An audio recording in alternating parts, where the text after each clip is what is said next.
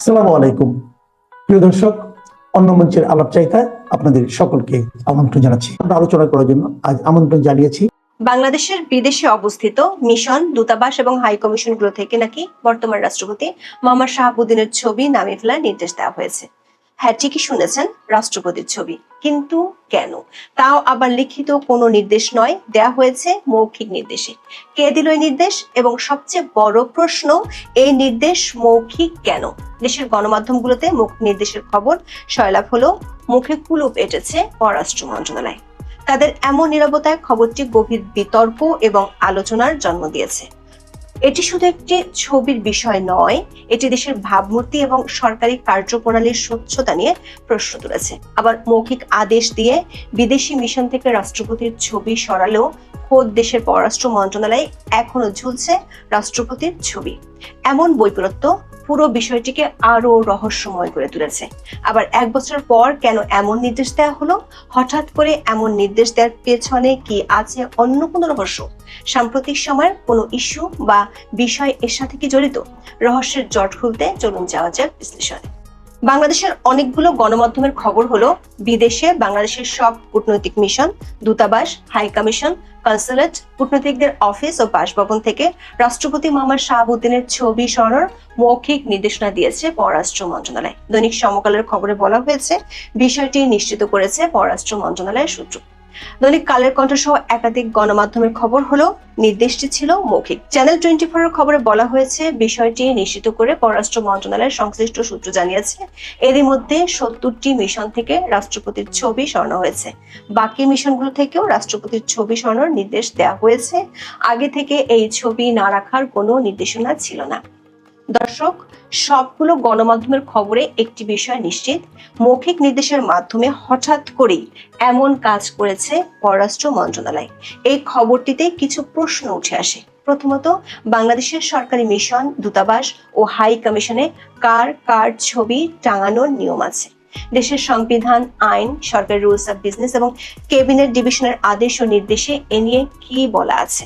দ্বিতীয় প্রশ্ন হলো, হঠাৎ করে এক বছর পর কেন এমন নির্দেশ দেওয়া হলো, যেখানে 5ই আগস্টের পরপরই শেখ হাসিনা ও জাতির জনকের প্রতিকৃতি হিসেবে বঙ্গবন্ধু শেখ মুজিবুর রহমানের ছবি সরানো হয়েছে?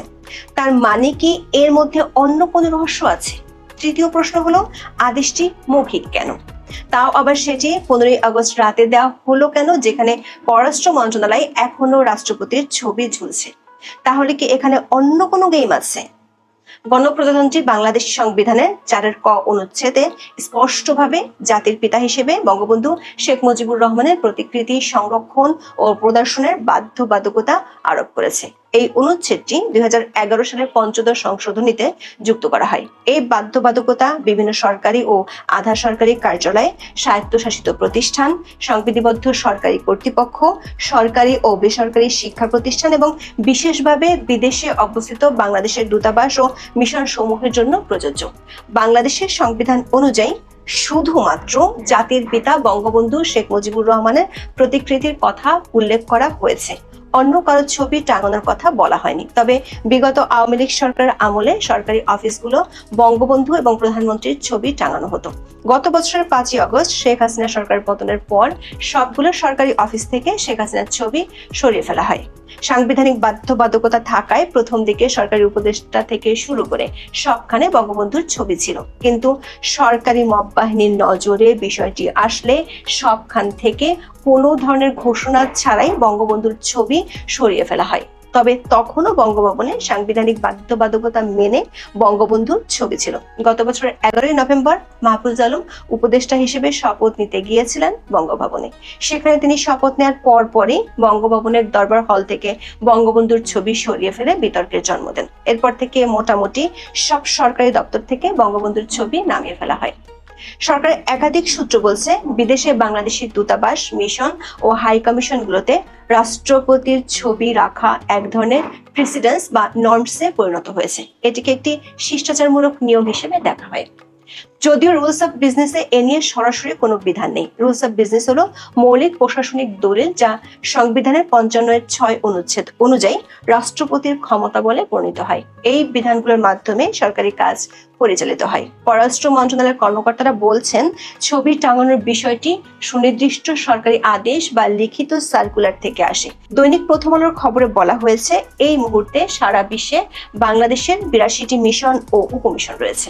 এর মধ্যে 65টির বেশি মিশন ও উপমিশন থেকে রাষ্ট্রপতি মোহাম্মদ শাহাবুদ্দিনের ছবি সরিয়ে ফেলা হয়েছে। ওয়াশিংটন, দিল্লি, বেজিং সহ বেশিরভাগ মিশন থেকে রাষ্ট্রপতি শাহাবুদ্দিনের ছবি সরিয়ে নেওয়া হয়েছে। গত বছরের 5ই আগস্টের পরপরই এসব ছবি সরানো হয়।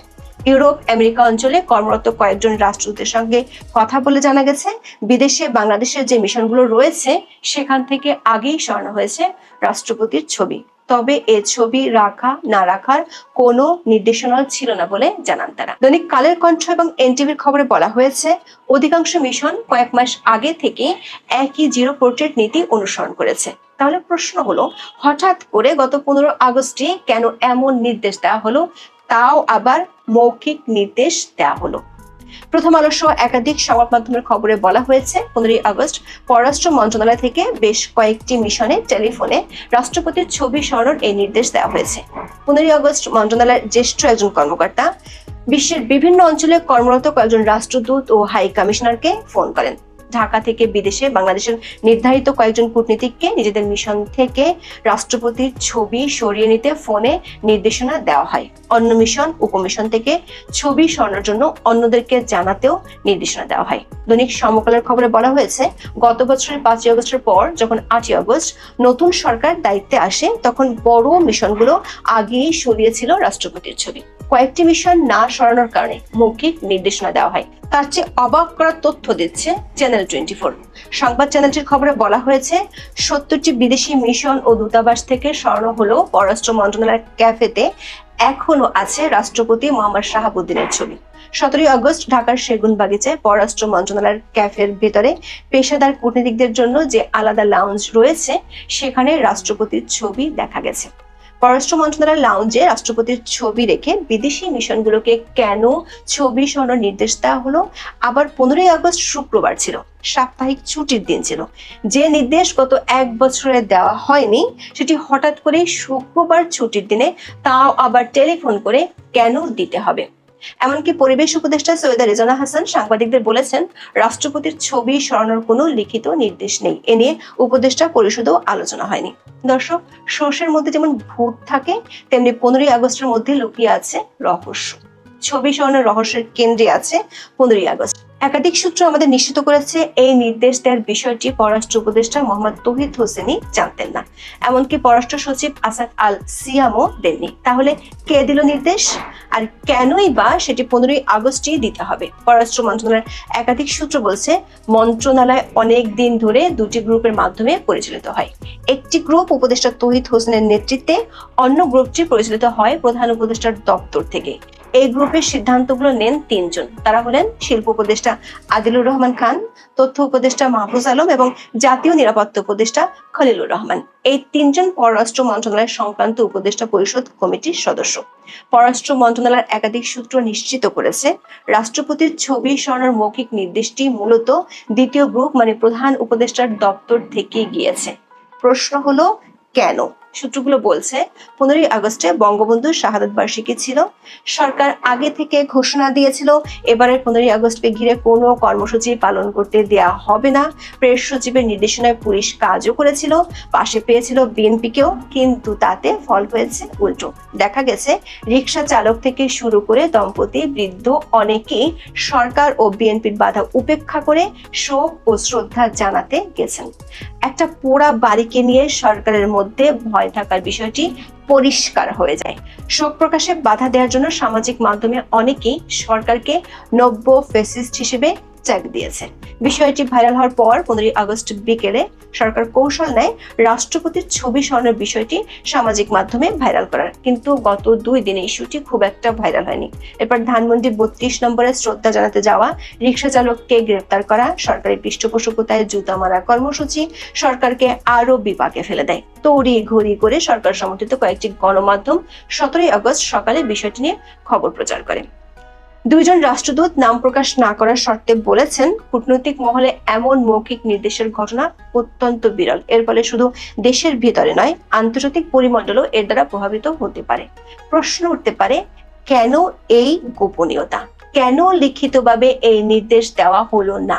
পররাষ্ট্র মন্ত্রণালয়ের সূত্রগুলো বলছে, যেহেতু প্রধান উপদেষ্টার দপ্তরের প্রভাবশালী গ্রুপটি থেকে এমন নির্দেশ এসেছে, তাই এ নিয়ে কোনো লিখিত নির্দেশ তারা দিতে পারেনি। লিখিত নির্দেশ দিতে হলে বিষয়টি পররাষ্ট্র উপদেষ্টা এবং পররাষ্ট্র সচিবের নজরে আনতে হতো। আবার যেহেতু সরকার সমর্থিত একটি গ্রুপ বেশ কয়েকবার রাষ্ট্রপতির পদত্যাগ দাবি করেছিল, সে কারণে অনেকেই এ নিয়ে দুইয়ে দুইয়ে চার মেলাচ্ছেন। কেউ কেউ আশঙ্কা করছেন, আগের বার ব্যর্থ হলো, এবার বোধহয় অধ্যাপক ইউনূসের সরকার রাষ্ট্রপতি মোহাম্মদ শাহাবুদ্দিনকে সরাতে পারবেন। মানবজমিন পত্রিকার খবরে সেই ইঙ্গিত দেওয়া হয়েছে। এই ট্যাবলয়েড দৈনিকটি বলছে, আপাতত সরকারি অফিস ও বিদেশস্থ বাংলাদেশ মিশনে কোনো ছবি থাকবে না রাষ্ট্রপতির। প্রেসিডেন্ট শাহাবুদ্দিনের ছবি নামানো প্রায় সমাপ্ত হয়েছে। বলা হচ্ছে, সরকার প্রধানের ছবি যেখানে নেই সেখানে প্রেসিডেন্টের ছবি থাকার দরকার কি? তবে কোনো লিখিত আদেশ নাই। টেলিফোনে বলা হচ্ছে ছবি নামিয়ে ফেলতে। সর্বশেষ 15 আগস্ট লন্ডনস্থ বাংলাদেশ হাই কমিশন থেকে প্রেসিডেন্টের ছবি নামানো হয়েছে। অনেক পর্যবেক্ষক অবশ্য বিষয়টিকে ভিন্নভাবে দেখছেন। তারা বলছেন, 1 বছর তো গেল, এই সময় এই ছবি নামানোর ব্যাপারে সিদ্ধান্ত নেওয়া হয়নি কেন? দায়িত্বশীল সূত্রগুলো বলছে, প্রেসিডেন্ট চেক আপের জন্য বিদেশে যাওয়ার পরিকল্পনা করেছিলেন, প্রস্তুতিও সম্পন্ন হয়েছিল, মাঝখানে বাদ সাধা হয়েছে। বলা হয়েছে, এই মুহূর্তে বিদেশে যাওয়ার পরিকল্পনা না করাই ভালো। প্রেসিডেন্ট হিসেবে চলে গেলে দেশ এক সাংবিধানিক সংকটে পড়বে। তার অবর্তমানে দায়িত্ব নেওয়ার কথা স্পিকারের, কিন্তু স্পিকার পদত্যাগ করে বসে আছেন নিরাপদ অঞ্চলে। ডেপুটি স্পিকার জেলখানায়। এই অবস্থায় কাকে দেওয়া হবে দায়িত্ব? রেফারেন্সের মাধ্যমে প্রধান বিচারপতি এই দায়িত্ব পেতে পারেন, সেটাও লম্বা প্রক্রিয়া। এসব কারণেই সম্ভবত প্রেসিডেন্ট শাহাবুদ্দিনকে বিদেশ যেতে দেওয়া হয়নি এবং ছবিও নামছে এরই ধারাবাহিকতায়। এর মধ্যে অনেকে ষড়যন্ত্র তত্ত্ব নিয়ে ঘাটাঘাটি করছেন। পরিস্থিতি এখানেই শেষ নয়। সরকারি মহলে এ নিয়ে দৌড়ঝাঁপ চলছে। অভ্যুত্থানের নায়করা বরাবরই প্রেসিডেন্ট শাহাবুদ্দিনকে অপসারণের পক্ষে মত দিয়ে আসছেন। এমনকি 2-1 তারা বঙ্গভবন ঘেরার কর্মসূচি দেন। নানাভাবে চাপও সৃষ্টি করা হয়, কিন্তু বিএনপি সহ বিভিন্ন রাজনৈতিক দলের অনড় অবস্থানের কারণে তাদের সে প্রচেষ্টা সফল হয়নি। নির্বাচনকে সামনে রেখে এ ধরনের পরিস্থিতি রাজনীতিকে জটিল করে তুলবে। ঘোলা পানিতে মাছ শিকারের চেষ্টা প্রবল সদরে অন্তরে। অপ্রত্যাশিত কিছু ঘটনা ঘটে যেতে পারে। তবে চ্যানেল 24 খবর বলছে, এ ধরনের আশঙ্কা একেবারেই অমূলক। সরকার একাধিক সূত্র বলছে, 15 আগস্ট নিয়ে সরকার ইমেজের অবস্থা কেরোসিন প্রায়। সেটি থেকে জনচোখ সরাতে চায় সরকার, তাই সরকারি বয়ানে মিডিয়ার মাধ্যমে রাষ্ট্রপতির ছবি সরানোর ইস্যুটি সামনে আনা হলো, যাতে আপাতত বঙ্গবন্ধুর মহানায়কের ইমেজের রোষ থেকে ইউনূসের ইমেজ রক্ষা পায়।